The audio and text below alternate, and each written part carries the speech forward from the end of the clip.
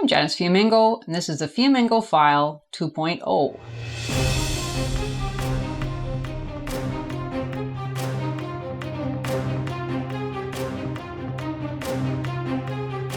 My first video was why I am an anti-feminist, and I addressed the double standards of intersectional feminism which divides the world into oppressor and oppressed, with the oppressor always powerful, privileged, and blameworthy, and the oppressed always powerless, innocent, and often admirable.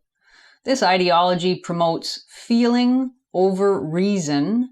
It sanctifies members of alleged oppressed groups, and it vilifies privileged men, especially white men, justifying discrimination against them and the denial of their rights and their humanity. In the videos that followed, I showed how intersectional feminism breeds deep personal and social dysfunction. It teaches members of alleged victim groups to hate members of so-called oppressor groups and to compete with one another for superior victim status.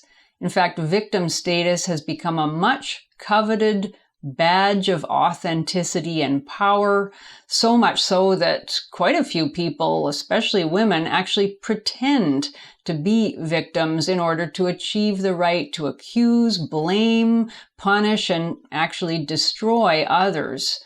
And our society in general believes their victim claims, and our law and social policy tend to aid them in their vengeful actions. 6.5 years ago, when I made that first video, things seemed bad, but it seemed as if the tide might be made to turn. But it hasn't turned, and in fact, I believe things are worse now than they were then.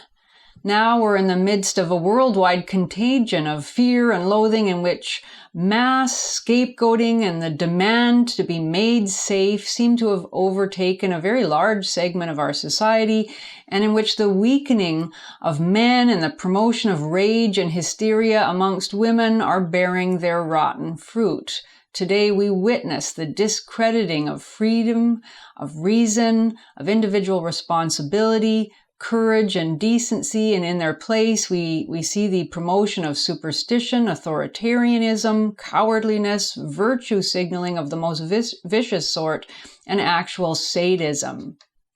Over the past year, I've spent more time than I wanted reading about things like viral loads, spike protein, vaccine mandates, etc. And one thing is clear to me, and that is that our present never-ending fear-mongering and spiraling accusations and demands for compliance could not have developed in the way that they have without social justice ideology, which has created majorities in the Western world willing and even eager to give up every freedom in return for the promise of safety and the comforts of the collective.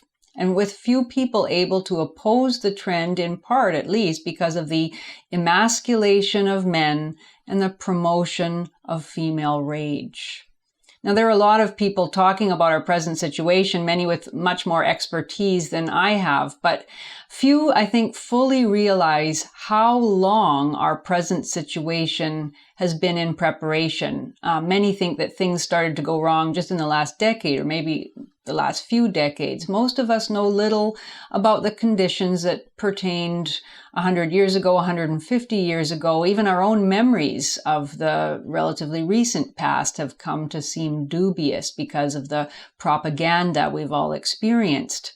So over the next year, I will offer a series of videos and essays that provide glimpses into the relatively little-known history of intersectional feminism, to help us all make sense of our own time and to explore how thoroughly the ground has been prepared for our present pacification.